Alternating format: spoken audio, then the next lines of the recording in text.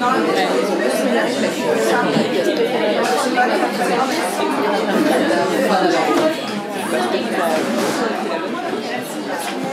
tout à l'heure. Bonsoir. Je m'appelle Léa, enchantée. Je vais d'abord vous présenter un petit peu la conférence gesticulée. Qui ici a déjà vu une conférence gesticulée ou sait ce que c'est? Quelques mains se lèvent, mais je vais du coup expliquer pour les personnes qui ne connaissent pas. Donc une conférence gesticulée, c'est un spectacle qui dure 1h30. Et du coup, ça mêle à la fois des aspects de mon histoire personnelle et une analyse politique, critique de quelque chose. Donc là, en l'occurrence, ce soir, la culture de la minceur. Et du coup, à certains moments dans la conf, je vais vous poser des questions. Il ne faut pas hésiter à participer, à répondre. Il n'y a pas de honte. Voilà, on est ensemble en toute bienveillance. Voilà, et c'est tout. Est-ce que vous avez des questions avant qu'on commence? Non? Allez. Et ben c'est parti.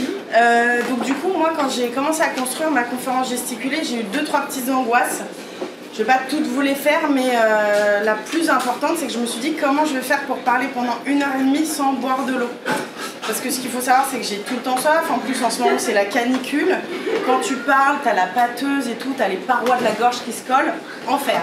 Et je me suis dit, j'ai pas non plus envie d'aller à ma gourde toutes les 2 minutes et de boire de l'eau.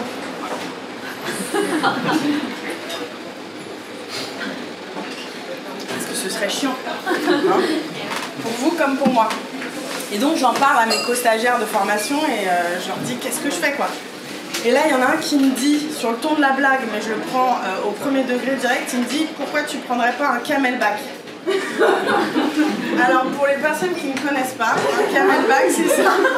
C'est un sac à dos uniquement rempli d'eau et une paille. Et du coup, je peux boire à tout instant, de manière super discrète, rapide, classe. Donc là, vous dites, ok, ça fait 2 minutes que ça a commencé et elle nous parle de son sac à dos à eau. Aucun rapport. Mais ça n'a pas complètement aucun rapport parce que là, les petites angoisses que je vous ai partagées, les petites pensées, avant j'avais ça par rapport à mon corps et l'alimentation, mais puissance 12 000. Mais avant qu'on rentre plus en profondeur dans le sujet, je pense que c'est important que je vous dise que jusqu'ici dans ma vie, même quand j'ai pris ou perdu du poids, j'ai toujours été dans la catégorie mince de la société. Ça veut dire que j'ai jamais été jugée ou discriminée pour mon poids. Et c'est important de le dire parce qu'on va parler de culture de la minceur. Donc c'est important que vous sachiez d'où je parle. Et c'est aussi important parce que ça ne m'a pas empêché d'avoir des troubles du comportement alimentaire. Alors les troubles du comportement alimentaire, je pense qu'on connaît souvent les extrêmes, l'anorexie, la boulimie, les cas où les personnes sont vraiment en danger, hospitalisées, etc. Donc ça, évidemment, ça existe. Mais ce qu'il faut savoir, c'est que les troubles du comportement alimentaire diagnostiqués, c'est seulement 1% de la population en France. Donc c'est pas beaucoup, encore heureux. Donc c'est pas vraiment de ça dont je vais parler ce soir. Moi, j'ai plutôt l'impression qu'en France, et même dans la société occidentale en général, c'est un peu compliqué d'avoir une relation apaisée à son corps et à son alimentation. Du coup, j'ai envie de vous poser la question à vous. Si on dit qu'avoir une relation apaisée avec son corps et l'alimentation, c'est manger ce qu'on veut, quand on veut, sans jamais s'inquiéter de l'impact que ça va avoir sur son poids ou sur sa santé, qui peut lever la main et dire « j'ai une relation apaisée ». Enfin, juste lever la main, ne me dites pas. Qui a une relation apaisée à son corps ou à l'alimentation? Super, bravo papa, je suis contente pour toi.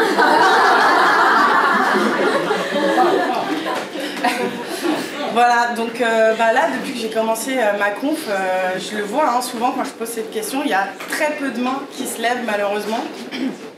Et donc ça confirme mon impression. Donc moi j'avais une relation pas du tout apaisée à l'alimentation et à mon corps et j'essayais de contrôler mon alimentation pour contrôler mon corps.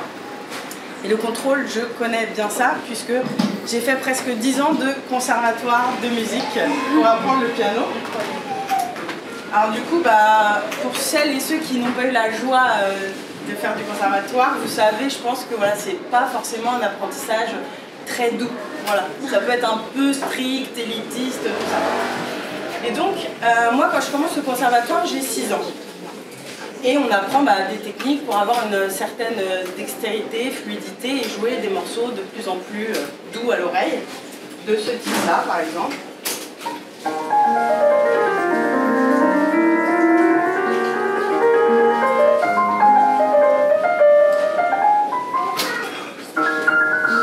Ok, alors là ce qui se passe, c'est du stress. Mais c'est pas grave parce que justement on n'est pas en audition de conservatoire. Et vous ne me jugez pas du tout. Mais vous avez quand même pu voir qu'il y a une certaine fluidité dans les doigts. Voilà. C'était ça l'important. Et tout ça pour dire que donc ma prof de piano, quand je commence, elle veut s'assurer que j'ai bien les mains bombées quand je joue. Et donc elle prend des petits crayons de papier qu'elle taille. Elle s'assure qu'ils soient bien pointus. Et elle me les met sous les paumes de main pendant que je joue. Tac, hop, elle me suit ces petits jeux sympathiques. Et donc, du coup, si elle voit que j'affaisse un peu trop mes mains, clac, hop, petit coup de crayon. Voilà. Donc, un peu l'apprentissage vraiment joyeux et doux. Et on voit les traumas, le stress, etc. Donc voilà, le contrôle au conservatoire de musique et le contrôle de l'alimentation. Mais parce que j'avais l'impression, moi, que c'était ça qu'il fallait faire pour être mince et en bonne santé. Du coup, là, j'ai envie un peu de vous reposer 2 petites questions. Selon vous, alors vous oubliez que vous êtes dans une conférence gesticulée, voilà, vous répondez les premiers chiffres qui vous passent par la tête. Selon vous, vous direz en pourcentage que les gènes, l'ADN, ça a combien d'impact sur notre poids, sur la forme de notre corps, en pourcentage? 40, 70, 50. Pas mal, pas mal. Alors c'est 70% en vrai. Donc il y a des bonnes réponses, voilà, c'est super.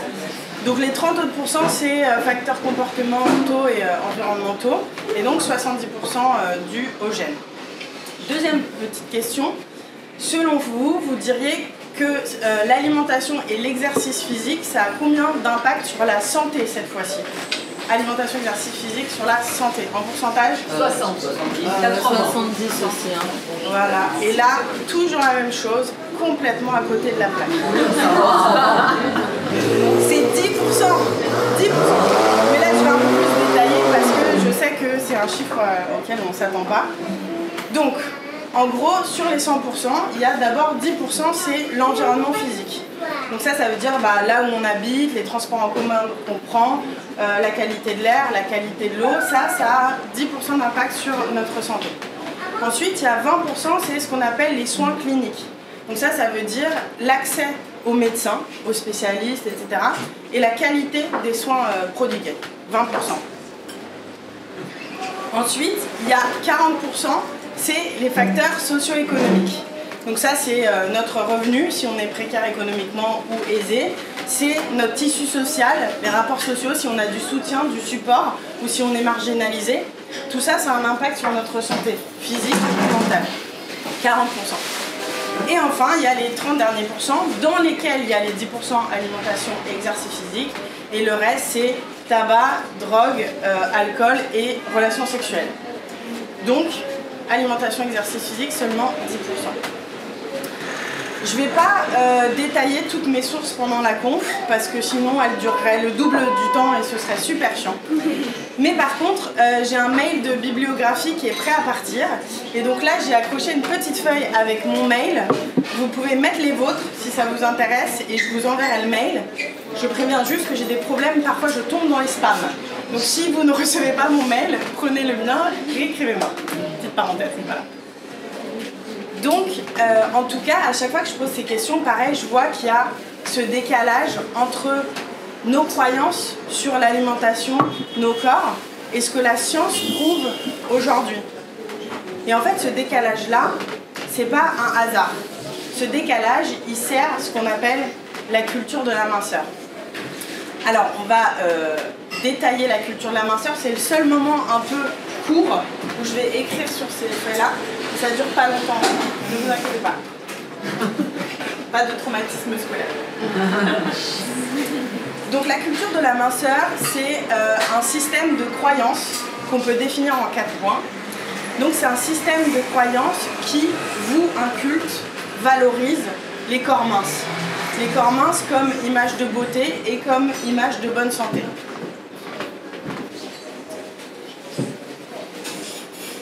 Vous voyez là les choses, Culte du corps. Mince. Et ouais. Bah oui. Et hop, beauté. J'ai toute la place, mais bon. Voilà, beauté et santé avec des abréviations. Donc voilà. Ça veut dire qu'on est conditionné dans notre société. Quand on est dans la rue et qu'on croise quelqu'un de mince, on va potentiellement se dire cette personne elle est athlétique, elle doit être en très bonne santé, et puis on va être conditionné à trouver cette personne plus belle qu'une personne plus grosse. Et pareil, on est conditionné, si on voit une personne grosse, on va peut-être se dire ah, peut-être qu'elle a des problèmes de santé, peut-être qu'elle devrait perdre un peu de poids. Voilà. Donc on est conditionné pour voir le corps mince comme les corps plus beaux et en meilleure santé. La culture de la minceur, deuxième point, c'est un système de croyance qui promeut la perte de poids.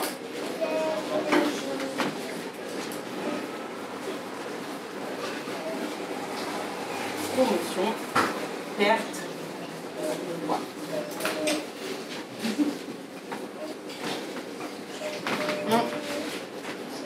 Donc ça veut dire que dans notre société, on va valoriser les gens qui perdent du poids, sans même s'en rendre compte. C'est-à-dire on va croiser quelqu'un qui a perdu du poids, on va se dire ah mais c'est super, t'as l'air rayonnante quoi, ça te va super bien, tu vas mieux non? Et à l'inverse, si on va croiser quelqu'un qui a pris du poids, on va lui dire tu devrais peut-être faire attention à ce que tu manges, ou au moins le penser. Voilà, on est conditionné à valoriser la perte de poids. La culture de la minceur, c'est aussi un système de croyance qui moralise l'alimentation et l'exercice physique.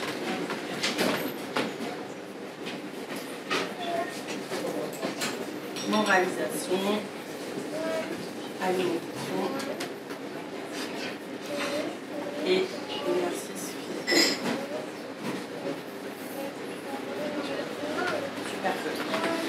Donc ça veut dire que dans notre société, il y a soi-disant des règles à suivre qui seraient universelles à toutes et tous. Et si on suit ces règles et qu'on mange de telle manière, tel type d'ingrédients, et ben on fait les choses bien. Et à l'inverse, si on mange tel ou tel type d'ingrédients qui sont dits mauvais ou diabolisés, et ben c'est mal. Il y a un côté moralisation de l'alimentation. Et pareil pour l'exercice physique. Si on ne bouge pas du tout, on va être jugé, pointé du doigt, alors que si on fait plein de sport, plein d'exercices physiques, voilà, ça va être valorisé. Et donc, dernier point, la culture de la minceur, c'est un système de croyance qui opprime toutes les personnes qui ne correspondent pas à ces standards.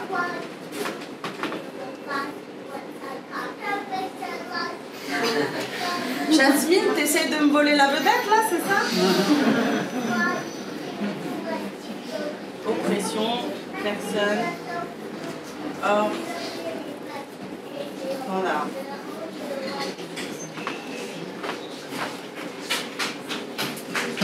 Donc ça veut dire que, en fait, quand on n'est pas dans la norme, quand on n'a pas le corps normé, en ce moment c'est le corps mince et un peu athlétique, les modes elles changent, mais en tout cas quand on n'a pas le corps normé du moment, on va être plus rapidement scruté, jugé et pire, discriminé. Pareil, si on ne met pas en œuvre ce qu'il faut pour perdre du poids, pour atteindre ce corps normé, on va davantage être jugé. Et si on ne suit pas les bonnes règles, on ne mange pas les bons aliments, etc., pareil, on va être davantage opprimé par la culture de la minceur. Ce qu'il faut préciser quand même, c'est que la culture de la minceur, elle existe dans notre société, qui est déjà régie par tout un tas de rapports sociaux de force, de domination, par le racisme, par le sexisme et par la lutte des classes. Et du coup, la culture de la minceur, elle vient comme une seconde couche de ces rapports de force et de domination. Ça veut dire que les personnes qui sont déjà dominées dans des rapports sociaux vont être davantage opprimées par la culture de la minceur. Donc la culture de la minceur opprime davantage les femmes et les minorités de genre, davantage les personnes non blanches et davantage les personnes pauvres.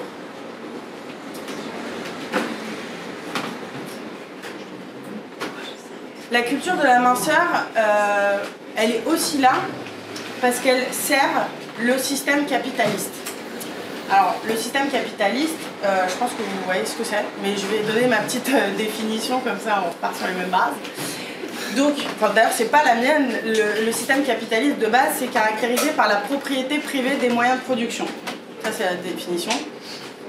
Mon analyse, et je suis pas la seule, c'est que du coup, ce qui se passe, c'est qu'il y a un petit nombre qui est propriétaire de ces moyens de production, et donc qui va cumuler des richesses grâce et aux dépens du plus grand nombre. Donc, c'est un système qui est profondément inégalitaire. Et pour justifier cette inégalité, c'est un système qui a besoin des rapports de force dans notre société, qui a besoin du sexisme, du racisme et de la lutte des classes pour dire que ce petit nombre, si, c'est naturel qu'il cumule toutes les richesses, c'est normal, il le mérite. Voilà. Et donc, du coup, la culture de la minceur, c'est une couche de plus de hiérarchisation des individus. C'est encore une manière de catégoriser, d'hiérarchiser les individus selon leur corps, selon comment ils mangent, selon comment ils bougent. Donc c'est mettre des règles et renvoyer tout le temps à la responsabilité individuelle pour hiérarchiser les individus. Mais la culture de la minceur, ça sert le capitalisme de manière beaucoup plus flagrante puisqu'il y a tout un tas d'entreprises qui vendent plein de produits et de services pour nous aider à avoir le corps mince, à bien manger, à perdre ce poids et donc du coup des entreprises qui capitalisent et profitent économiquement de nos inquiétudes, de nos anxiétés, de nos complexes. Donc c'est de ça dont on va parler dans la prochaine heure, c'est du décalage qui existe entre nos croyances profondes sur l'alimentation, le corps et ce que la science prouve aujourd'hui. Et comment ce décalage sert la culture de la minceur qui elle-même sert le système capitaliste. C'est parti? Du coup, moi, la première fois que je fais face à la culture de la minceur, je ne le nomme pas comme ça à l'époque, mais j'ai 6 ans. J'ai 6 ans, je débarque au CP, c'est le premier jour de la rentrée. Et mon enjeu, c'est de me faire des copains-copines parce que voilà, les gens de la maternelle, j'ai déménagé, donc bref, il faut que je me fasse des copines. Et j'arrive dans la cour de récréation et je scrute pour voir des gens qui ont l'air sympas, quoi. Et là, au bout de la cour, je vois une petite fille qui a l'air trop sympa et j'y vais, tac, déterminée. Et je vais la voir et je dis « Coucou, tu veux être ma copine ?» Et elle me dit oui. Et donc cette petite fille, on devient super copines, on va toujours l'une chez l'autre, on joue ensemble, on fait les devoirs ensemble, on mange l'une chez l'autre. Et donc quand je vais chez Lucille, moi j'adore, parce que quand on mange, et ben il y a du traiteur chinois, j'ai le droit de manger, de boire du soda à table et tout, donc c'est un peu la fête, quoi. Et du coup, j'adore manger chez elle, voilà. Et j'avoue, ça me plaît. Est-ce que Jasmine, tu peux descendre là? Super sympa.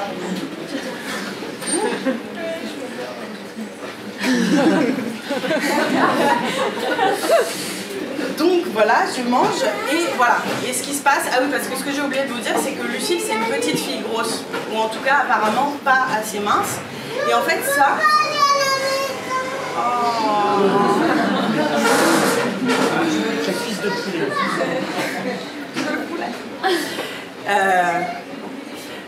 Et du coup, ça en fait, je me rends pas compte exactement, je pose pas les mots comme ça à l'époque, mais je vois que quand on est à table dans la famille de Lucille, il y a une ambiance bizarre.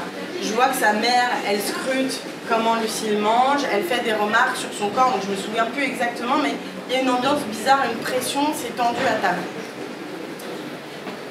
Et quand je rentre chez moi et que je raconte, ah c'était super, voilà, on a mangé traiteur chinois, et ben mes parents ils se disent, ah mais encore, mais elle cuisine jamais sa mère. Mais tu m'étonnes qu'elle soit grosse. Et pauvre Lucille aussi, elle va finir comme sa mère, quoi. Mais moi à cette époque-là, en fait là, à ce moment-là, mes parents ou les parents de Lucille, c'est pas eux qui ont inventé une vision négative de la grosseur. C'est parce qu'ils ont l'impression qu'il faut être mince et que tout le monde est censé être mince. Mais on a dit, maintenant on sait, la science prouve, l'ADN, les gènes, c'est à 70%, c'est la cause de la forme et le poids de notre corps. Mais donc ça date pas d'hier, cette vision négative de la grosseur, et ça on peut même remonter à il y a plus de 2000 ans, à l'Antiquité. Où là, en fait, à cette époque-là, ce qui se passe, c'est que c'est une période d'abondance. Du coup, voilà, il y a, sur les banquets sont remplis, tout va bien. Et du coup, à ce moment-là, il y a une vision négative de l'excès. On valorise la modération, on valorise les personnes voilà, qui sont capables d'être modérées, de se contrôler, etc. Et on pointe du doigt l'excès. Et du coup, ce qui se passe, c'est que comme à l'époque, on pense qu'être gros, c'est avoir trop mangé, eh ben, on pense que si on est gros, c'est qu'on est dans l'excès, et donc qu'on est moralement inférieur. Et donc, dès cette époque-là, il y a une couche de moralisation apposée à la grosseur. Si tu es gros, c'est que tu es moralement inférieur. Et ça, c'est encore la culture de la minceur actuelle est encore empreinte de cette moralisation des personnes grosses. Alors évidemment, à travers l'histoire, il n'y a pas eu que des périodes où il y a eu une vision négative de la grosseur, encore heureux. Mais comme on parle de culture de la minceur et de comment ça s'est construit, bah, je parle que des époques où c'était négatif. Du coup, la deuxième époque dont on va parler, c'est au XVe siècle. C'est les débuts du colonialisme moderne et donc les colons hispaniques qui débarquent en Amérique latine actuelle. Pas si discret que ça. Et donc les colons hispaniques qui débarquent en Amérique latine actuelle et qui se retrouvent face aux populations autochtones. Ce qui se passe là factuellement, c'est que les colons hispaniques ils sont un peu plus minces ou moins corpulents que les populations autochtones. Et comme les colons, leur but c'est de justifier leur supposée supériorité sur les populations qu'ils vont voler, piller, saccager, etc. Du coup, un des critères qui est utilisé, c'est la corpulence. Pour dire que, soi-disant, les colons sont supposément supérieurs aux populations autochtones, c'est la corpulence. Et donc, il va y avoir la culture de la minceur prend ses racines dans du racisme, et c'est encore le cas aujourd'hui. Il y a une notion un peu de sauvage, de barbare, de inférieur à la grosseur et qui est empreinte de racisme. Et la dernière époque où il y a une vision négative de la grosseur, bah, c'est la nôtre. Ouais. Mais ça date pas d'hier non plus. On peut même remonter à il y a 250 ans, à la révolution industrielle. En fait, ce qui se passe à ce moment-là, c'est que dans les pays dans lesquels il y a la révolution industrielle, il y a besoin de beaucoup de main-d'œuvre, et donc il y a beaucoup de migration des pays où il n'y a pas la révolution industrielle. Et ce qui se passe, c'est que, encore une fois, les personnes qui migrent, il se trouve qu'elles sont un peu plus corpulentes que les personnes dans les pays où il y a la révolution industrielle, donc européens et États-Unis. Et en fait, au sein de la classe sociale ouvrière qui est en train de se créer, la partie la plus aisée, qui est majoritairement blanche, a envie de se démarquer de la partie inférieure, enfin en tout cas moins aisée, de la classe ouvrière, qui est majoritairement issue de l'immigration et qui est plus corpulente. Et encore une fois, c'est la corpulence qui est un des critères utilisés. Et donc, il y a la minceur qui devient comme un marqueur social. Si tu es mince, tu fais partie, tu as un statut social plus haut, plus aisé, que si tu es gros, tu vas être associé aux populations plus pauvres. Et encore une fois, ça laisse des traces dans la culture de la minceur aujourd'hui. Et ce qui est commun en fait à toutes ces époques, ça tient debout toujours sur cette idée que, soi-disant, t'es gros parce que tu manges trop. T'es gros parce que c'est de ta faute, c'est ta responsabilité individuelle, c'est ce que tu fais ou ne fais pas, soi-disant, qui fait que t'es gros. Sauf que 70% l'ADN qui fait qu'on a ce poids ou pas. Mais alors, comment ça fonctionne? On va un peu plus détailler ça parce que c'est pas mal, c'est intéressant. Donc ce qui se passe, c'est qu'il n'y a pas un chiffre à la virgule près qui est noté dans notre ADN. C'est qu'il y a plutôt un intervalle d'environ 10 kg. Donc dans notre ADN, une fois qu'on a l'âge adulte, on a notre corps d'adulte, on est censé faire à peu près un poids à plus ou moins 5 kg, donc intervalle de 10 kg.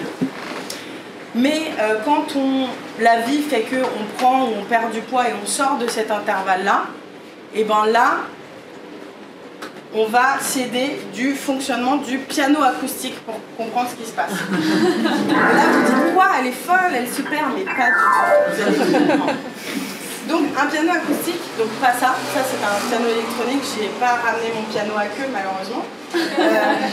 Un piano acoustique, c'est un instrument à cordes. Donc, normalement, sous le capot, il y a tout un tas de cordes. Et quand on appuie sur une touche, ça active un petit mécanisme avec un petit marteau qui appuie sur les cordes et fait résonner la corde et une note ou tout un tas de notes. Et du coup, pour avoir une note aiguë, on va avoir une corde plus petite et plus fine. Et si on veut une note grave, on va avoir une corde plus longue et plus épaisse. Et quand, avec le temps, avec la chaleur, avec l'humidité, etc., le piano se désaccorde, et ben du coup on fait appel à un accordeur. C'est son boulot, le gars il arrive, tac, il vérifie les trucs, hop, il a tous ses petits instruments. Je connais pas le boulot d'accordeur, donc je vais pas vous détailler plus que ça. Mais ce que je sais, c'est qu'il resserre les cordes pour qu'elles fassent à nouveau la bonne fréquence, la bonne hauteur de note et qu'elles sonnent à nouveau bien. Et donc nous, notre corps, quand on sort de notre intervalle, quand on prend trop de poids ou qu'on perd trop de poids par rapport à cet intervalle dans lequel notre corps fonctionne le mieux, à qui on fait appel selon vous? C'est quoi l'équivalent de notre accordeur? Le nutritionniste, le médecin. Eh bien, avant même tout ça, on a un accordeur intégré en nous. L'hypothalamus. À la base de notre cerveau, en fait, donc il y a une partie du cerveau qui gère les hormones. Et ce qui se passe quand on sort de cet intervalle, il va envoyer des signaux pour faire en sorte qu'on revienne dans cet intervalle-là. Donc par exemple, si, disons, on a perdu trop de poids, du coup, il va envoyer des signaux de faim. Plus de signaux de faim, plus fréquemment, et des signaux plus forts. Donc voilà, on va avoir tellement faim qu'on va être davantage poussé à aller chercher à manger. Et voilà. Il va baisser les signaux de satiété. Donc ça veut dire que quand on va manger, on va avoir faim pendant plus longtemps, on va avoir besoin de manger plus avant d'être rassasié. Et après, si ça dure trop longtemps, qu'il galère à nous faire revenir dans cet intervalle, qu'il y a trop de restrictions, etc., et ben du coup, il va envoyer des signaux un peu plus... voilà, il va sortir la grosse artillerie. Il va par exemple baisser le métabolisme. Donc ça veut dire qu'on va moins avoir envie de bouger, on va avoir moins envie de dépenser de l'énergie. Et quand on va bouger, il va vraiment rationner l'énergie qu'il utilise. Et aussi, il va stocker davantage. En se disant, bon, si ça se trouve là, c'est la dèche pendant longtemps, il faut que je mette de côté au cas où ça dure trop longtemps, il stocke. Et normalement, quand on... Donc, au fur et à mesure, ça se passe et on revient dans notre intervalle. Et normalement, quand on prend plus de poids, et ben, il envoie les signaux inverses. Moins de signaux de faim, plus de signaux de satiété, métabolisme plus actif et moins de stockage. Mais ça, c'est quand on n'est pas dans la culture de la minceur, quand on n'est pas imprégné de la culture de la minceur. Nous, dans notre société, c'est rare d'être vraiment connecté à son accordeur interne, de manger de manière intuitive, sans réfléchir encore une fois à des pseudo-règles. Et du coup, on est déconnecté de nos accordeurs et on n'écoute plus du tout tous ces signaux-là. Mais il y a cette idée aussi que justement tout le monde devrait être mince, tout le monde devrait faire un même poids. Mais on n'est pas tous et toutes censés être dans le même intervalle de 10 kg. De la même manière qu'il y a tout un tas de notes sur un piano, il y a tout un tas de corps dans notre société. Et en fait, il est censé y avoir des personnes très minces, des personnes moyennes, des personnes grosses, des personnes très grosses. Et ça, on a un peu du mal à l'intégrer, alors qu'en fait, on a vachement de facilité à capter qu'il y a des personnes très petites, moyennes, grandes, très grandes. Et bien, c'est pareil pour le corps, c'est pareil pour la corpulence. Du coup, moi, en grandissant, je ne savais pas tout ça. Mais c'était de la même manière que c'est pas véhiculé dans notre culture dominante aujourd'hui, ça l'était encore moins dans les années 90. Et puis en plus, j'ai grandi et ma maman, elle travaillait au magazine Elle. Alors, je sais pas si vous connaissez le magazine Elle. C'est un magazine féminin et malheureusement, c'est un hebdomadaire. Donc, toutes les semaines, ma mère qui rentrait du travail posait sans s'en rendre compte, hop, les magazines sur la table basse et petit à petit, je me suis mise à les feuilleter. Donc elle a commencé à travailler là-bas, j'avais 6 ans, mais j'ai pas commencé à les feuilleter tout de suite, mais j'ai commencé assez tôt quand même. Et du coup, je pouvais y trouver ce genre de choses. Je vous ai fait une petite sélec pour votre plus grand plaisir.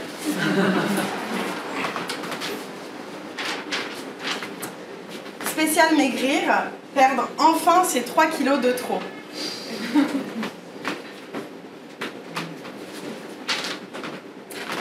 Maigrir 3 à 8 kilos en 15 jours. Ces gens sont ambitieux.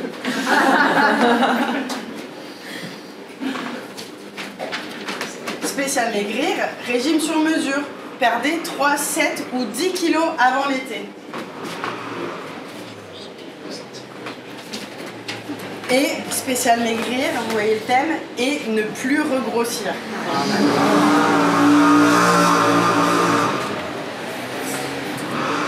Donc voilà, quand je grandis, je feuillette ces magazines et du coup, je commence un peu à, ça commence à s'imprimer dans ma tête. Mais c'est pas tout de suite que ça a vraiment de l'impact parce que quand je grandis, j'ai vraiment un corps longiligne, d'allumette quoi. Non, c'est à la puberté qu'il y a un premier basculement. En fait, à ce moment-là, j'ai une puberté assez tardive et très rapide. Et en fait, en quelques mois, je prends mon corps d'adulte. Et il se trouve que j'ai un corps un peu moins mince que mes parents, mon frère et ma sœur. Et à l'époque, ça suffit à me dire, avec tout ce que j'ai lu et vu, que j'ai raté quelque chose. Là, j'ai fait de la merde, j'ai dû foirer quelque part, et donc il va falloir arrêter les conneries et se reprendre en main et se contrôler.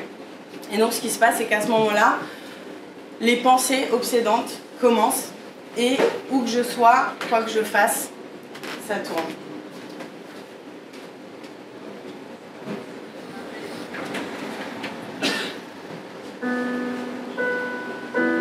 Au fond, j'ai pas tant mangé ce midi.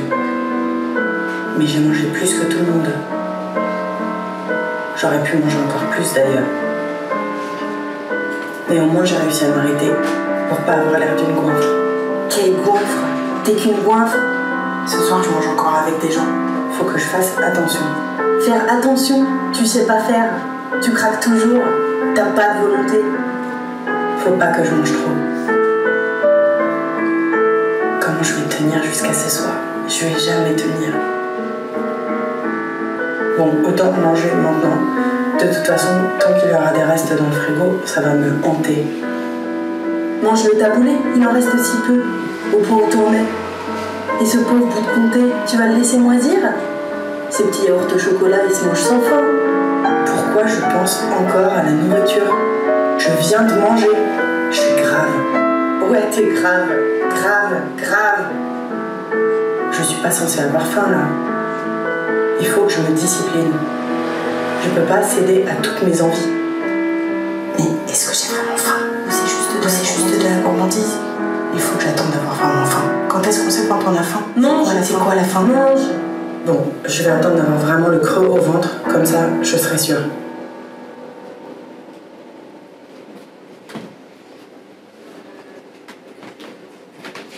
Et donc maintenant, en fait, que je pense à ce qui se passait dans ma tête à cette époque, je me rends compte que j'étais juste tout le temps au régime. Si je vous dis régime, vous dites quoi? Ça vous fait penser à quoi comme mot? Brocoli. Frustration. Ouais, et ben tout ça. Non, je voulais voir parce que je voulais juste préciser que c'est évidemment pas le fait d'être vegan, végé dont je vais parler, ou si on a une allergie à un truc spécifique. Enfin, en fait, la définition du régime, c'est le fait de contrôler son alimentation pour contrôler son corps, que ce soit pour maintenir son poids, perdre du poids ou prendre du poids. À partir du moment où on contrôle son alimentation pour que ça ait un impact sur son corps, c'est un régime. Donc, c'est pas que Weight Watchers, du camp, keto, etc. Ça peut aller très vite. Ça peut commencer très vite un régime. Et donc, moi, voilà, j'ai jamais fait les trucs drastiques parce que j'avais bien compris que ça, fallait pas du tout. Mais en fait, j'étais quand même tout le temps au régime. Et ce que j'ai découvert ces dernières années, c'est qu'en fait, ça fait déjà 30 ans que toute la science sait que les régimes, ça ne fonctionne pas. Alors oui, ça marche temporairement. Les 15 jours, avant l'été, etc., ça fonctionne. Mais dès qu'on attend un peu de temps, ça foire. Et les chiffres, c'est quoi? C'est au bout de 5 ans après le régime, 80 à 98% du temps, ça échoue. Et dans deux tiers de ces échecs, les gens prennent du poids. Donc même si on fait des stats, les régimes, ça fait grossir.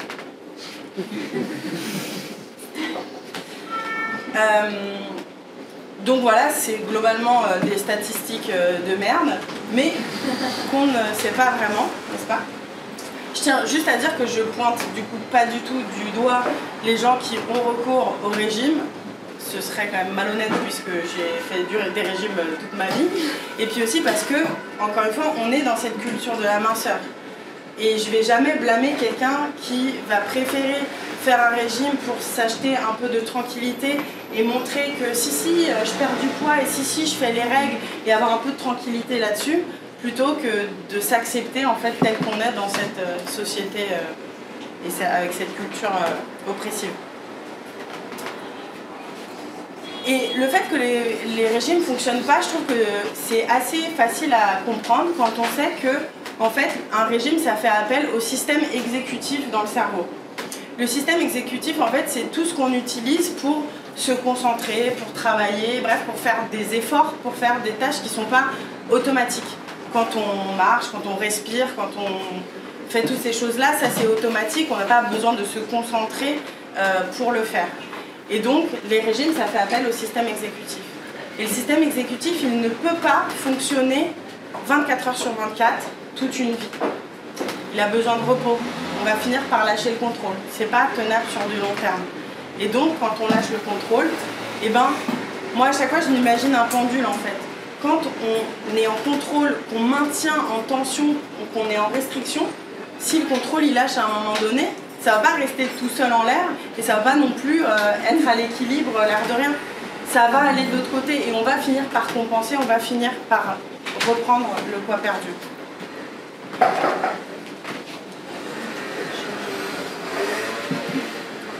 Du coup, donc moi je faisais, j'ai fait des régimes sans m'en rendre compte, mais d'abord je vais vous ressortir des unes du L, parce que du coup en gros ce qui se passe c'est que le L et les magazines et la culture quand même, les médias savent que les régimes ça fonctionne pas, donc petit à petit il y a la communication qui change. Parce que si on dit trop régime 3, 7, 8, 10 kilos comme on le faisait dans les années 90, etc., au bout d'un moment, ils savent que ça ne fonctionne plus. Et donc, du coup, on va changer, on va parler de rééquilibrage alimentaire, de détox, de jeûne intermittent, de programme, de changement de vie, tout ça. Et donc, toujours pour votre plus grand plaisir, des petits exemples de une du magazine. Donc là, on a spécial maigrir, je suis restée dans le thème, hein, voilà quand même. Le régime zéro frustration. Donc c'est un régime, mais comme il y a zéro frustration, tout va bien se passer.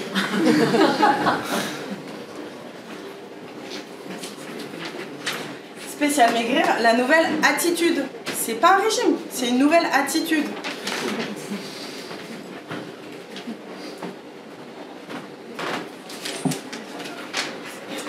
Moins 3 kilos avant le maillot, nos solutions pour celles qui ne croient plus au régime.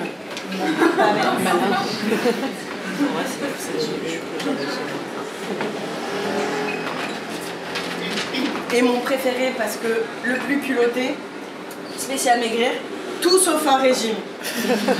La seule méthode, c'est pas un régime, c'est une méthode.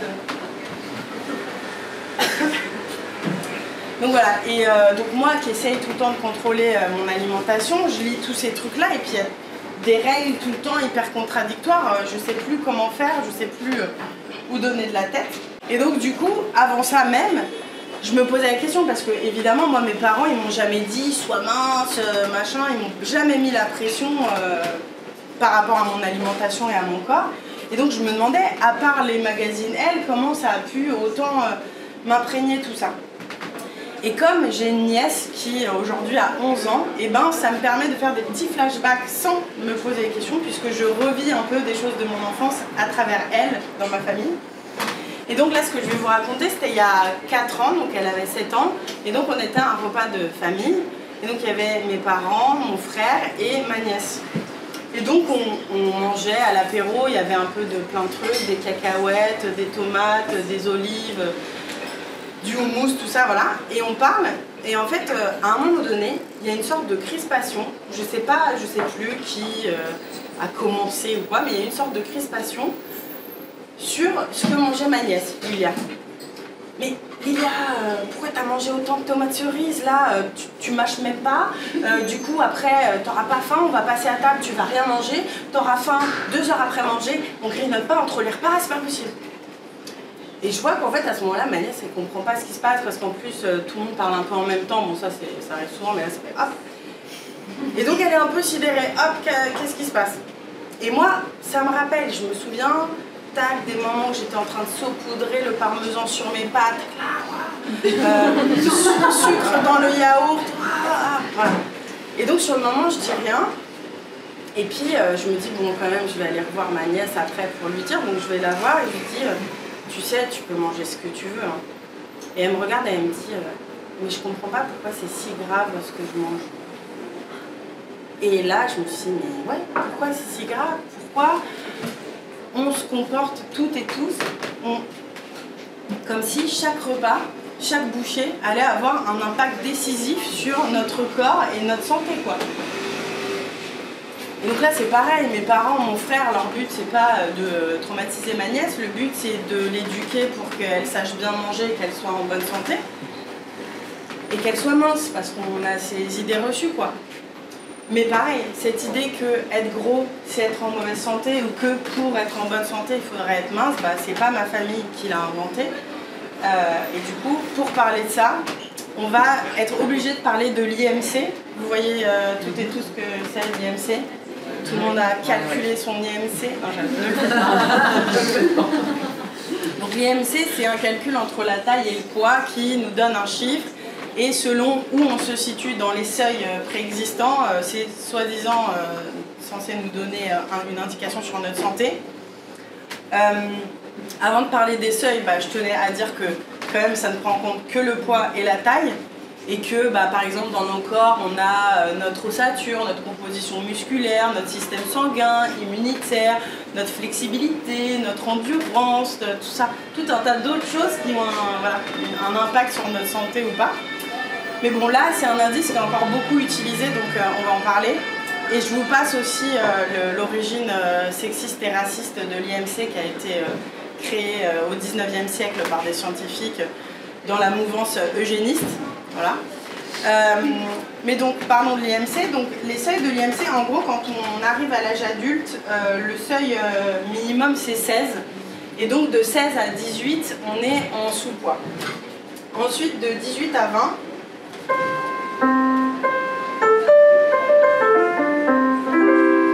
on est en poids normal. Ensuite, j'ai dit de 18 à 20 ? Ouais, je voulais dire 18 à 25. C'est pour votre plus grand plaisir. Poids normal, 18 à 20. De 18 à 30,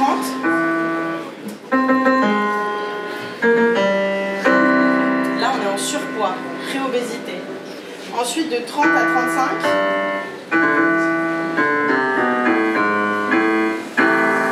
là, on est en obésité modérée. De 35 à 40,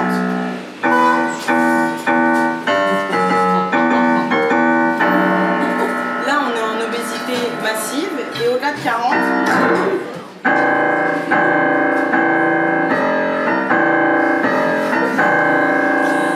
on est en obésité sévère ou morbide, histoire d'être drama. Et donc, je sais pas vous, mais moi quand je grandis, et même avant de faire les recherches que j'ai faites sur ces sujets, et ben, je croyais que tout le monde devait être entre 18 et 25 et que c'était là qu'on était en bonne santé. Donc déjà, non, tout le monde n'est pas censé être entre 18 et 25. Et en plus, par rapport à la santé, bah, c'est loin d'être si simple que ça. Et donc pour ça, on va parler du hasard ratio. Donc le hasard ratio, c'est juste un calcul qui a été fait, enfin un graphique qui a été fait entre l'IMC et les risques de mortalité, toutes causes confondues. Et en fait, ce qu'on se rend compte, c'est que l'IMC, où il y a le moins de risques mortalité, toutes causes confondues, c'est 25, soit le seuil supérieur du poids normal. Moi, j'aurais pensé que ça aurait été au milieu du poids normal. Non, c'est le seuil supérieur du poids normal. C'est là où on a le moins de risques, mortalité, toutes causes confondues. Ensuite, les risques, ils augmentent à peu près de manière égale, qu'on ait un IMC plus bas ou plus haut. Et là, on a autant de risques qu'on soit à 18, donc le seuil inférieur du poids normal, ou à 32-33, soit en plein seuil d'obésité modérée.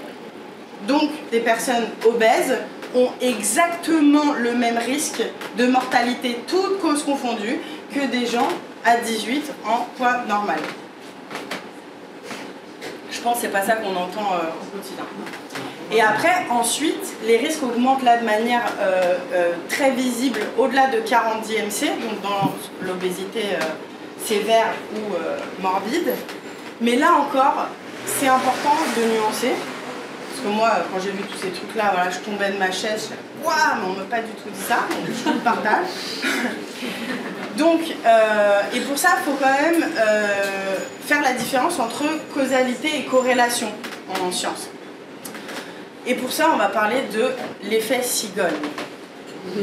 L'effet cigogne, c'est des gens qui se sont tripés en Alsace et ils ont remarqué que toutes les communes où il y a le plus de nids de cigognes, c'est aussi les communes où il y a le plus fort taux de natalité. Et donc, ça c'est une corrélation statistique. Il y a vraiment, là où il y a le plus de cigognes, c'est là où il y a le plus de bébés. Corrélation indéniable. Mais c'est pas pour autant qu'il y a causalité. C'est pas parce qu'il y a des cigognes qu'il y a des bébés. Voyez ? Bon, évidemment, dans la grosseur et la santé, c'est un peu moins évident que ça, puisque parfois le poids reste un facteur risque pour la santé, donc ça n'a pas aucun impact, mais ce n'est pas le seul facteur risque. Et donc on ne peut pas dire tu as tel IMC, tu es malade, et ben c'est forcément ton poids qui a causé cette maladie. Et du coup, en fait, ce qui se passe, c'est que là, ces dernières années, et plus cette dernière décennie, il y a de plus en plus de facteurs risques qui sont pris en compte dans les études sur le poids, qui n'étaient pas pris en compte auparavant, et maintenant qu'on les prend en compte, ça change la donne au niveau des résultats et des croyances qu'on avait sur le poids et l'alimentation. Donc je ne vais pas vous faire tous les facteurs risques qui sont pris en compte maintenant, mais je vais vous donner deux exemples. Donc d'abord, il y a l'effet yo-yo. Vous voyez ce que c'est ? C'est le fait de... Je le sais dans ma chair. Donc l'effet yo-yo, c'est quand on prend et qu'on perd du poids de manière cyclique. Et bien l'effet yo-yo, c'est un facteur risque. Ça a un impact, ça peut avoir un impact sur la santé. Pourquoi ? Parce que ça augmente l'inflammation dans le corps. Ça veut dire que ça va nous mettre à risque de certaines maladies inflammatoires, chroniques et cardiovasculaires, des maladies où d'habitude, si on les a, on va dire c'est à cause de ton poids. Surtout si tu es gros, on va dire c'est à cause de ton poids. Alors que là, tout IMC confondu, l'effet yo-yo, c'est un facteur risque de ces mêmes maladies-là. Et pour donner un exemple, parce que je pense que souvent l'idée reçue principale c'est grosseur ou obésité et diabète de type 2, parlons-en. Et ben du coup l'effet yo-yo c'est un facteur risque dans le diabète de type 2 parce que ça augmente la résistance à l'insuline.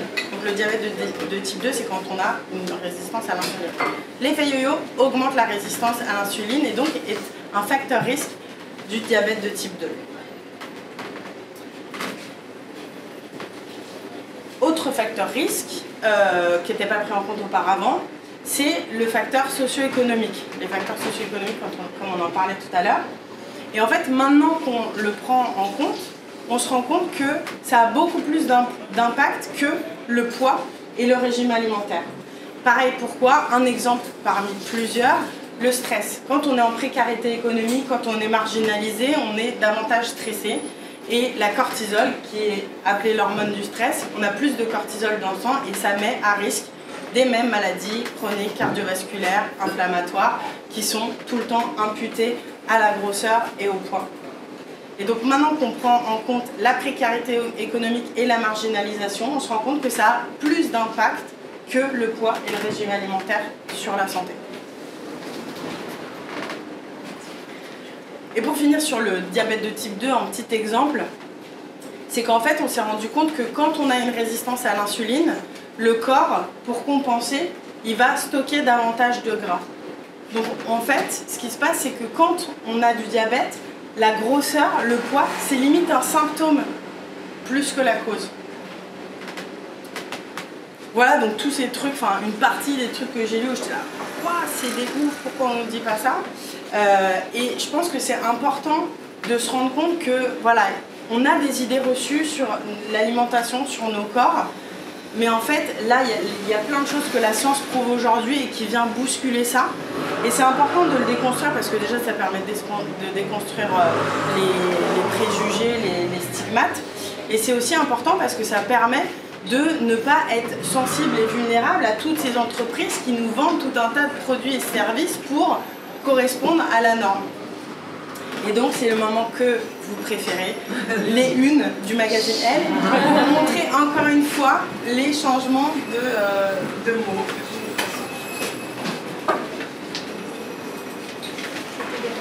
Toujours de manière plus subtile. Alors là c'est où? Ah ouais. Maigrir sans frustration, le nouveau régime, 1 jour sur 2. Voilà. On vous fout la paix 1 jour sur 2, ça va quoi. Si là vous n'y arrivez pas, c'est vraiment vous êtes trop nuls. Plus d'éclat, moins de poids. Donc c'est pas minceur, grosseur, c'est éclat et poids. Bien respirer. Le nouveau geste beauté. C'est pas un régime, c'est un geste et c'est respirer. Voilà.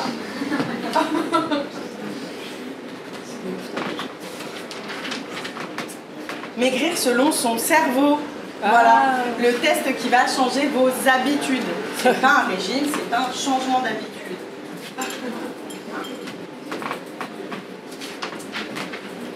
Et maigrir en dormant. Et si c'était vrai?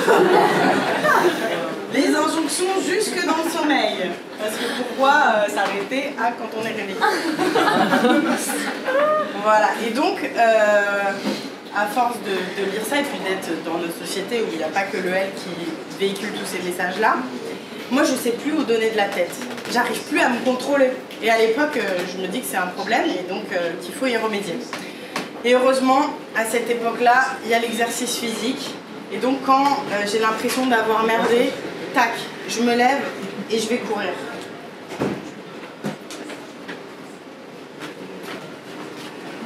J'aurais bien dormi un peu plus. Il fait encore nuit. Il fait froid. J'aimerais chauffer en courant. Oh, les gens qui prennent toute la place sur le trottoir. Super, feu rouge. Maintenant, je dois s'étirer sur place. J'ai l'air d'une andouille. Ce feu est interminable. Allez, c'est reparti. J'en ai déjà marre. Faut que je cours au moins 30 minutes. Avant, ça compte pas. Ça commence à taper dans le gras à partir de 30 minutes. Et tout ce que j'ai bouffé hier, j'ai pas le choix. Il est... Oh, 17 minutes seulement. Faut que je tienne le coup. Au moins, après, je culpabiliserai plus. Point de côté. Ah, faut que je souffle. Inspire. Expire. Faut planter ses doigts pile sur le point. Il va partir. Il va partir. De toute façon, faut que ça passe. Je ne peux pas m'arrêter. Là, je le sens quasiment plus. C'est bon. 40 minutes. Bon. J'ai dépassé que de 10 minutes les 30. Donc, je fais une dernière petite boucle et ça devrait le faire. Bon, aujourd'hui, j'ai vraiment pas intérêt à déconner. Je vais pas gâcher la séance que je viens de faire.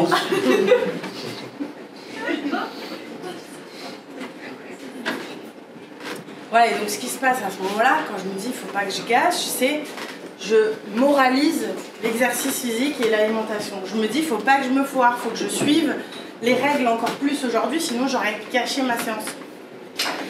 Mais en fait, la moralisation, ça sert à rien, c'est complètement contre-productif. Et pour ça, on va parler de l'effet ours blanc. J'adore les effets. Alors, l'effet ours blanc, c'est un psychologue, Daniel Wegner, dans les années 80, qui est parti d'une citation de Dostoïevski, que je ne connais pas par cœur, mais globalement qui dit si vous essayez de ne pas penser à un ours blanc, vous verrez que ce maudit animal vous reviendra en tête, voilà, un truc comme ça. Voilà. Et donc, le psychologue Daniel Wegner, il a voulu vérifier ça. Et donc, il a fait venir plein de sujets à qui il a donné un petit bouton, il les a mis dans une salle et il a dit, quand c'est parti, Votre but, c'est de ne pas penser à un ours blanc. Si vous pensez à l'ours blanc, vous appuyez. Hop, il les met dans la salle. C'est parti. Et là, au bout de 2 minutes... Pourquoi? Parce que le cerveau ne pense pas par de la négation. Enfin, à partir du moment où tu dis ne pas penser à un ours blanc, bah, y a l'ours blanc dans la phrase, donc ça ne fonctionne pas super bien. Et donc ça fonctionne comme ça avec les restrictions, avec les interdictions, avec la diabolisation de la nourriture. Si tu te dis il faut surtout pas que je mange tel type d'aliment parce que c'est pas bon, parce qu'il faut pas, ça va me faire grossir, et ben tu es en train d'y penser encore plus. Et même si tu arrives à te contrôler pendant un moment, et ben au moment où tu vas craquer, c'est vers ces trucs-là que tu vas aller. En fait, c'est humain. Donc c'est la diabolisation qui augmente l'attrait du truc. Moi, j'avais l'impression que j'étais addict à la nourriture, à tout type de nourriture. Vous, est-ce que vous diriez qu'il y a un ingrédient qui pourrait être addictif? Les pâtes, le fromage. C'est intéressant. D'habitude, il y a beaucoup plus de mots sucre, et donc je peux trop faire, hop, la meuf, genre sucre, ah, je ne sais pas, mais là, vous ne m'avez pas permis ça. On l'a fait si tu veux. Sucre. Est-ce que vous diriez qu'il y a un aliment qui est addictif? Le sucre. Ah, je ne m'attendais pas du tout. Parlons-en. Donc, le sucre. Parce que voilà, souvent quand même, vous me l'accorderez, on pense que le sucre c'est addictif. Et en fait, il y a eu en 2016 une révision de la littérature scientifique, donc ça veut dire qu'il y a une équipe menée par un professeur en neurosciences qui a révisé toutes les études qui existaient sur le sujet. Il y en avait 127. Il y avait plus d'une centaine qui étaient sur des humains et plus d'une vingtaine qui étaient sur des rats. Et en fait, en relisant et en voilà, comparant les résultats, etc., ils se sont rendus compte que non, le sucre n'est pas chimiquement addictif pour l'humain. Voilà, peut-être pour les rats, et encore je ne sais même pas, mais en tout cas pour les humains, c'est sûr que c'est pas chimiquement addictif. Par contre, moi je l'ai ressenti, l'addiction, j'ai eu l'impression d'être addict à tous les aliments, mais aussi au sucre.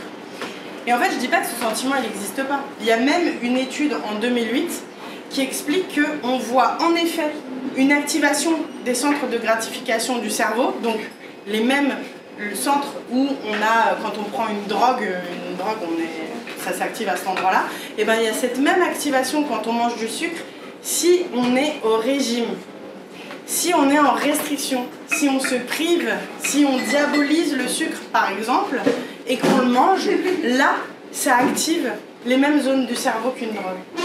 Donc c'est pas chimiquement addictif, c'est le fait de diaboliser, d'interdire, d'en faire des caisses qui fait qu'on se sent addict au sucre. Je parle évidemment pas des sucres complètement transformés et nocifs, hein, mais je parle du sucre en général. Et pareil, je dis pas que du coup, ok, on va manger 30 kg de sucre par jour et ça n'aura aucun impact sur notre santé. Je dis juste que personne n'aura envie de manger autant de sucre si c'était pas diabolisé, si c'était pas moralisé. On mangerait le sucre dont on a besoin parce que ça fait plaisir, parce qu'on partage un moment avec des gens, parce qu'on a besoin d'un petit boost d'énergie, et on serait pas là tout de suite à avoir du chocolat, voilà. Donc voilà. Et si vous donnez demain du sucre à un bébé, rassurez-vous, c'est pas comme si vous lui donniez de l'héroïne. Voilà. Et donc, encore une fois, c'est important de prendre conscience de ces trucs-là parce que c'est encore des arguments sur lesquels la culture de la minceur et les entreprises se basent pour vendre tout un tas de produits allégés en sucre, compléments alimentaires, substituts de je ne sais quoi, etc. Et profitez-en, c'est le dernier lot de une, mais c'est maintenant. Donc là, c'est de moins en moins sur l'alimentation. Maintenant, c'est ventre, cuisses, bras, les nouvelles techniques pour affûter la silhouette. Donc, non, mais c'est pas mince, vous ne devez pas être mince, vous devez être affûté, ça n'a rien à voir.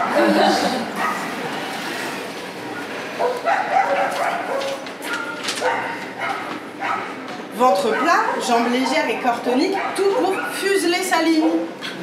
C'est pas la minceur qu'on vous demande, c'est d'être fuselé. Vous prenez tout mal en fait, vous exagérez, c'est hallucinant.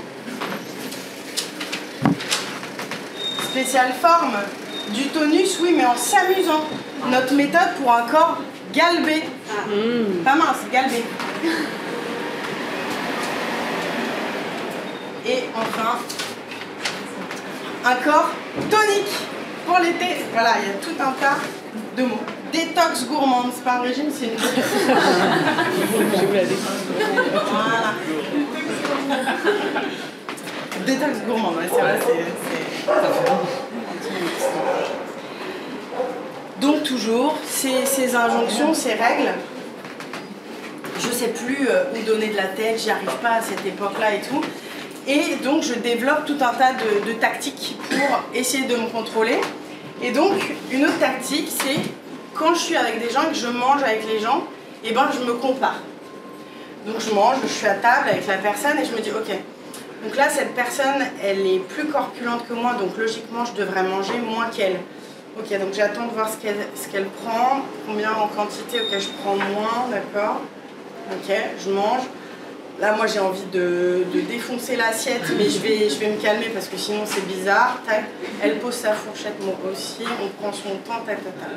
Ok, le plat est fini. Bon, peut-être qu'elle va en reprendre. Là, moi, je pourrais en reprendre au moins 2 ou 3 assiettes. Ah non, non, elle reprend pas. Ok. T'es sûr que tu veux pas peut-être du fromage, un dessert, un fruit? Non. Rien, t'as trop mangé, ouais. Ouais, moi aussi là. Et dans ma tête, je me dis, c'est pas possible, enfin, elle se fout de ma gueule en fait, c'est obligé qu'elle a faim en fait. Moi là, j'ai l'impression que j'ai tout le temps faim, que je pourrais ne jamais m'arrêter de manger, et là, c'est bon, elle a plus faim après une assiette. Et en fait, ce qui se passe, c'est que je commence même à nourrir de la colère envers les gens avec qui je me compare, parce que j'ai l'impression qu'ils me roulent dans la farine, tu vois, qu'ils font semblant et qui m'empêchent de manger surtout. Donc je sors de ces repas et je suis là, mais c'est pas possible. Là, vraiment, avec ça, je suis censée tenir jusqu'au repas d'après. Mais je vais jamais y arriver, quoi.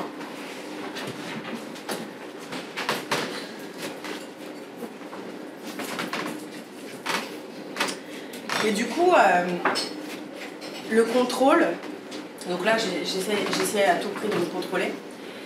Et maintenant, en fait, que je me suis un peu renseignée sur le contrôle, bah, assez rapidement, je suis tombée sur Michel Foucault, qui est un philosophe du XXe siècle et qui a écrit en 1975 « Surveiller et punir ».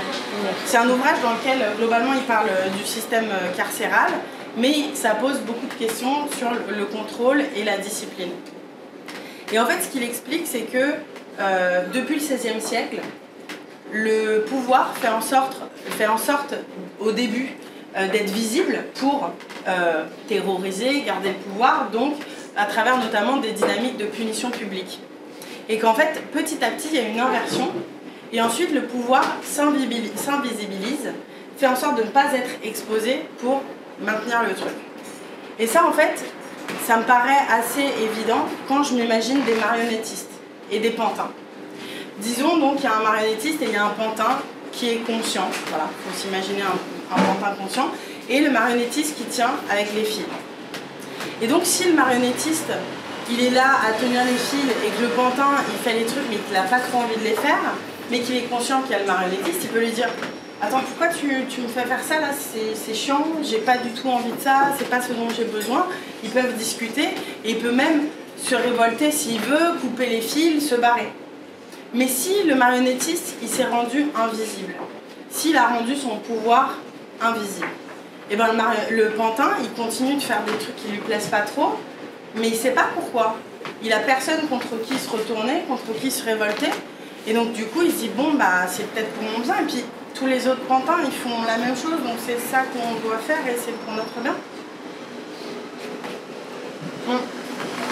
Et du coup en fait, là, ce que Michel Foucault explique, c'est qu'on est dans une société disciplinaire dans laquelle on traverse tout au long de notre vie tout un tas de lieux, d'institutions, qu'il appelle des machines à contrôler les corps. C'est des lieux dans lesquels on nous apprend à se contrôler, à se discipliner, à compter notre temps, à économiser notre temps, notre argent, à faire en sorte d'être toujours plus efficace, toujours plus productif. Donc ça va être assez flagrant, les usines, les prisons, mais ça va être aussi les hôpitaux, les écoles publiques, voilà, tous les lieux qu'on traverse, il y a cette idée de contrôler minutieusement les corps. Il n'y a pas d'école de la minceur, mais il n'y en a pas besoin, parce que la culture de la minceur, elle est partout autour de nous, elle est partout dans les médias, sur les réseaux sociaux, à nos tables, dans la manière dont on se regarde les uns les unes les autres, dont on regarde nos corps, dont on regarde nos assiettes, dont on se juge. Elle est même dans notre intimité, dans notre regard sur soi et dans comment notre relation à notre alimentation. Et une autre école, une autre machine à contrôler les corps, c'est le conservatoire de musique. Le conservatoire de musique, en fait, ça apparaît après la Révolution française. Donc en 1795, il y a les premières écoles et les premiers conservatoires de musique. Et en fait, tout au long du 19e siècle, il y a une uniformisation des apprentissages et des méthodes pour contrôler les corps, enfin pour apprendre la musique et maîtriser les doigts, la dextérité, les corps, l'apprentissage, etc. Et il y a une des méthodes qui est utilisée qui s'appelle les études. Je vais essayer de vous en jouer une, mais comme c'est vachement conservatoire, potentiellement c'est là où il y a les traumas qui ressortent, ne me jugez pas.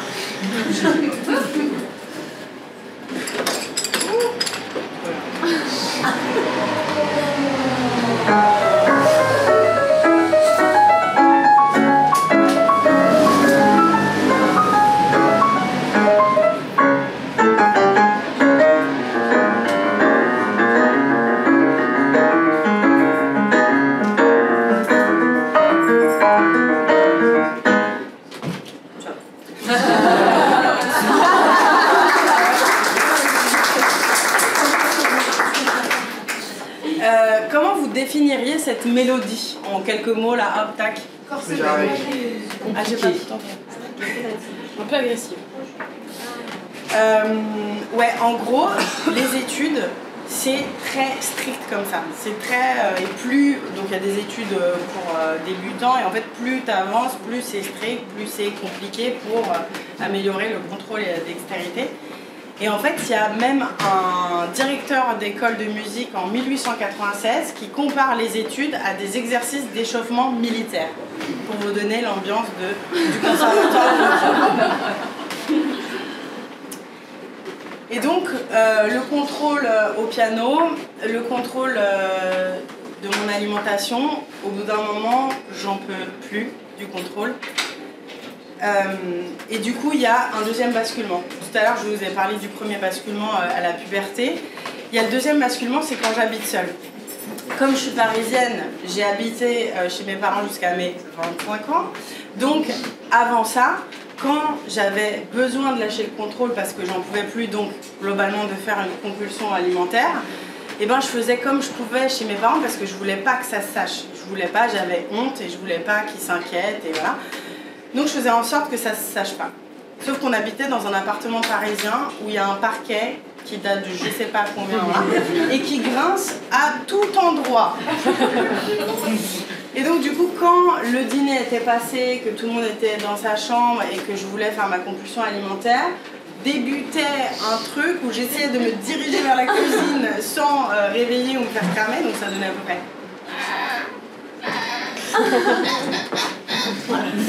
Et donc j'arrivais dans la cuisine où là, heureusement, le sol était carrelé, un peu de répit. Et donc là, je faisais ma compulsion alimentaire. Et pour pas que ça se voie, je picorais un peu partout. Donc 2 cuillères dans les restes du repas de ce soir, un yaourt, un bout de comté, un bout de camembert, un fruit, une barre de chocolat, 2 biscuits, etc., etc. Comme ça, je me disais, ça se voyait pas. Si tu termines tout le plat, taxe. Donc tu t'es quand même dans la compulsion. Donc je faisais mes compulsions comme ça. Mais quand j'ai habité seule, là, ça a pris une autre ampleur. Donc déjà, je me faisais pas du tout confiance, j'avais l'impression donc d'être addict à la nourriture, du coup, il n'y avait jamais rien chez moi. Même pas de la farine. Et du coup, ce que je faisais, c'est que j'essayais à tout prix d'être dehors tout le temps, parce que voilà, je me faisais pas confiance d'être seule avec moi-même. Et donc, je sortais tous les soirs et je mangeais avec des gens. Et il se passait ce que je vous ai raconté tout à l'heure, donc la comparaison, la colère, la frustration. Et donc quand j'ai commencé à habiter seule, et ben, de plus en plus il y a eu des compulsions alimentaires quand je quittais ces repas. Quand je quittais ces repas et que j'étais complètement frustrée, que j'avais l'impression de ne pas suffisamment avoir mangé, de rater, de jamais y arriver. Et pendant une époque, je suis très régulièrement allée au McDonald's. Quoi de plus interdit que le McDonald's? Et donc je partais des dîners, il était vers 3h, minuit, 1h, et je me retrouvais au McDo. Et donc là, la population à cette heure-là, souvent c'est des gens qui ont bu un coup, qui ont oublié de manger, un truc que je ne comprenais pas. Et du coup, hop, qui se font un plaisir à plusieurs et qui se font un petit McDo. Et donc moi j'étais toute seule. Et à ces moments-là, je prenais toute l'énergie que j'avais pour essayer de garder de la consistance. Pour essayer de faire semblant que j'allais bien en fait. Pour faire semblant que j'étais quelqu'un de léger, fun, et je n'étais pas du tout à 2 doigts de me liquéfier de honte. Et donc du coup j'allais commander sur les écrans, parce que c'était hors de question que je passe ma commande à l'oral. Et donc je commandais mon truc en priant pour que personne ne regarde sur mon écran. Je me rassurais, je me disais bah non, les gens ils ont autre chose à faire que de regarder ton écran. Et puis même ça se trouve, s'ils voient ton écran, ça se trouve, tu es en train de ramener à bouffer pour tes potes et tu es juste quelqu'un de sympa. Voilà, je me disais tout un tas de trucs pour tenir et garder la consistance. Et quand j'avais passé ma commande, là j'attendais. Et c'est les moments où on dit que le McDo c'est un fast-food. Et moi, ces moments, j'avais l'impression qu'il s'étirait dans le temps. J'avais l'impression que ça s'arrêterait jamais, quoi. J'avais juste hâte que ma commande arrive pour que je puisse partir et fuir de cet endroit, quoi. Et donc ma commande finissait quand même par arriver et je sautais sur mon vélo, je pédalais à toute vitesse, parce que déjà que c'est pas très bon le McDo, alors froid c'est encore plus dégueulasse. Et donc j'arrivais chez moi et je me mettais un truc à regarder, le truc le plus abrutissant possible qui pouvait faire taire un petit peu ces pensées obsédantes. Et là je mangeais de manière compulsive, très rapide, voilà. Et à ce moment-là, il y avait 2 sentiments en moi.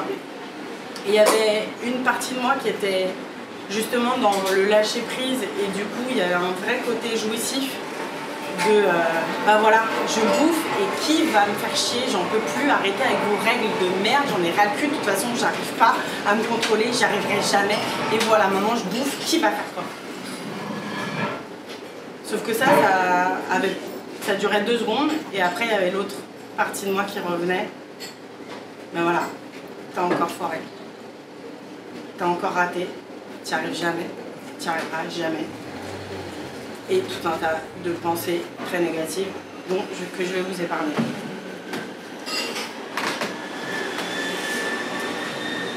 Et maintenant que je repense à ces périodes-là, je me dis en fait, quoi qu'il arrive, il y a des entreprises pour se mettre de la thune dans les poches, dans tous les cas. Si je me contrôle, si je suis les règles, si je fais en sorte de correspondre à la norme, je profite à des entreprises. Et si je craque, je profite à d'autres qui nous communiquent sur faites-vous ce petit plaisir gourmand, osez craquer pour, et j'en passe. Donc parlons-en de ces entreprises. L'industrie de la perte de poids, en 2022, ça représente 250 milliards de dollars dans le monde. C'est à peu près le budget de l'État français en 2022, ce qu'a dépensé l'État français. Donc c'est les pilules amincissantes, les produits allégés en sucre, les compléments alimentaires spécifiques, les tisanes amincissantes, enfin bref tout ça. 250 milliards de dollars. Ensuite, il y a maintenant l'industrie de l'alimentation saine et de la nutrition.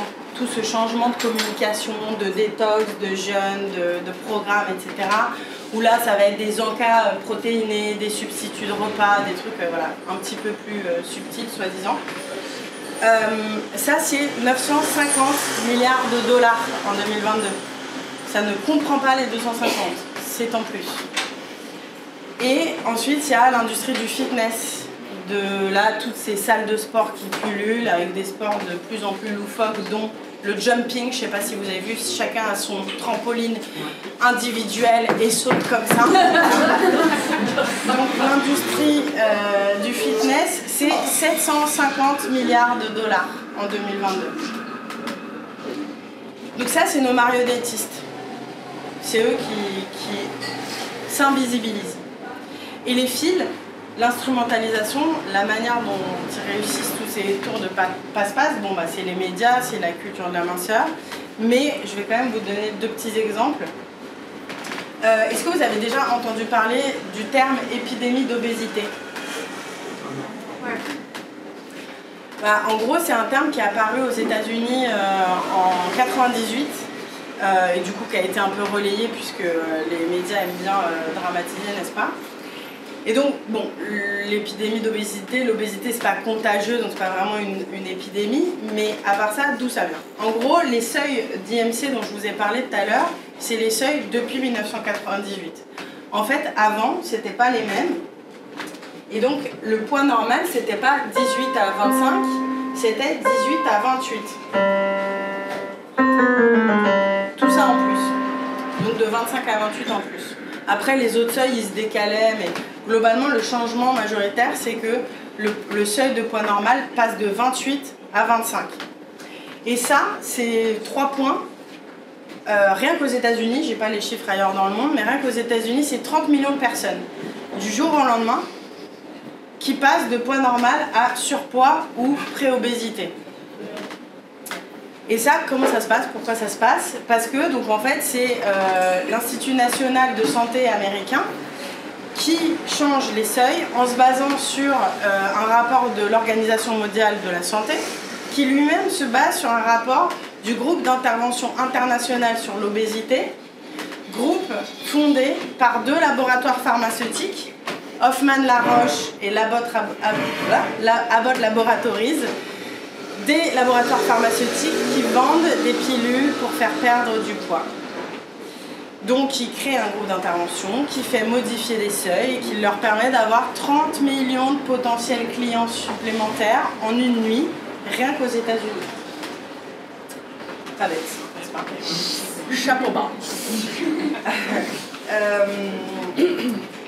Et le deuxième exemple, c'est la chirurgie bariatrique. Est-ce que vous voyez ce que c'est, chirurgie bariatrique? Non. En gros, c'est le fait de contourner ou couper un bout du système digestif dans le but de faire perdre du poids. Donc ça veut dire qu'a priori, on a des systèmes digestifs qui fonctionnent, qui sont en bonne santé, et on va les contourner ou en couper un bout pour faire perdre du poids. Et donc la chirurgie bariatrique, ça se développe toujours aux États-Unis dans les années 50.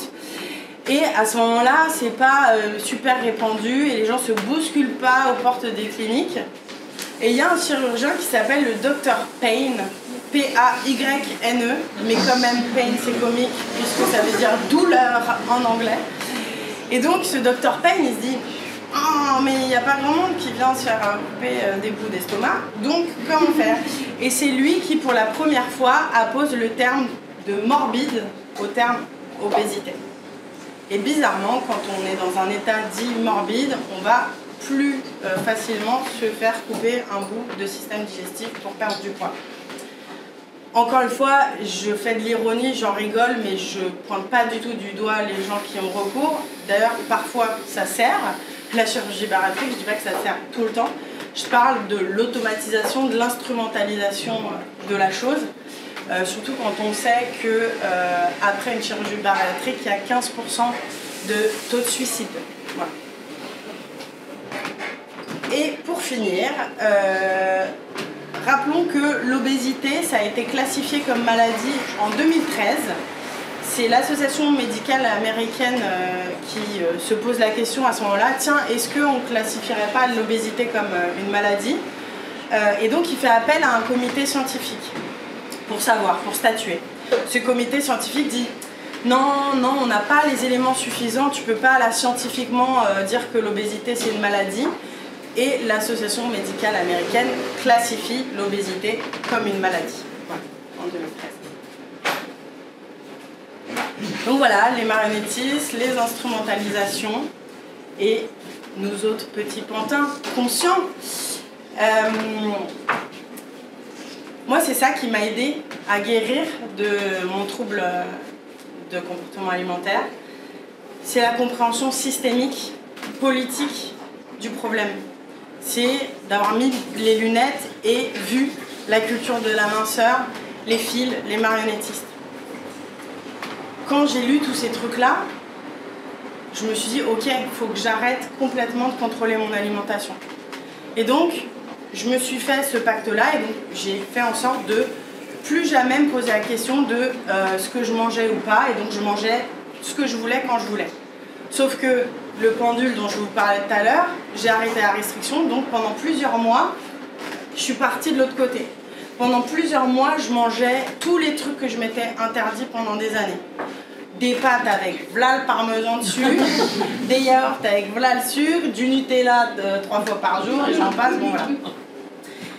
Et donc, bon, c'était pas forcément facile parce que malgré tout, j'étais encore dans la culture de la minceur, donc on voit son corps changer, c'est difficile, mais j'essayais de gérer ma grossophobie internalisée.